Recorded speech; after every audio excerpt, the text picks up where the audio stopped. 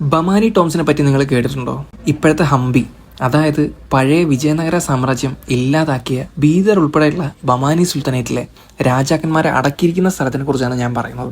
ബീദർ സീരീസിലെ 5ാമത്തെ പാർട്ടാണിത്. ബീദർ ഫോർട്ട് കണ്ടു കഴിഞ്ഞതിന് ശേഷം ഞാൻ പോയത് ബമാനി ടോംസിലേക്കാണ്. ഏകദേശം 4 കിലോമീറ്റർ ദൂരമുണ്ട് ബമാനി ടോംസിലേക്ക്. അതുകൊണ്ട് ഞാൻ ഓട്ടോയിലാണ് പോയത്. പണ്ടത്തെ പ്രൗഢിയൊന്നും ഇപ്പോഴത്തെ ബീദറിനും ബമാനി ടോംസിനും ഇല്ല. വളരെ ചുരുക്കം പേര് മാത്രമേ ബമാനി ടോംസ് കാണാനായിട്ട് ഇവിടെ വരുന്നുള്ളൂ. എൻട്രി ഫീസും ഇല്ല.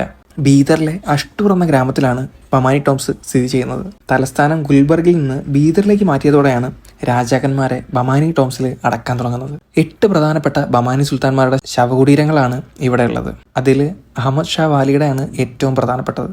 പേർഷ്യൻ ഡെക്കാൻ ശൈലിയിലാണ് ഇതിന്റെ നിർമ്മാണം പൂർത്തിയാക്കിയിരിക്കുന്നത്. അതേപോലെ തന്നെ ഹൈദരാബാദിലെ കുത്തബ് ഷാഹി ടോംസുമായിട്ട് നല്ല സാദൃശ്യം ഇതിനുണ്ട്.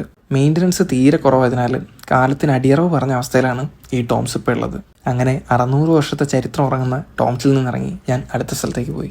ബാക്കി കഥ അടുത്ത പാട്ടിൽ പറയാം.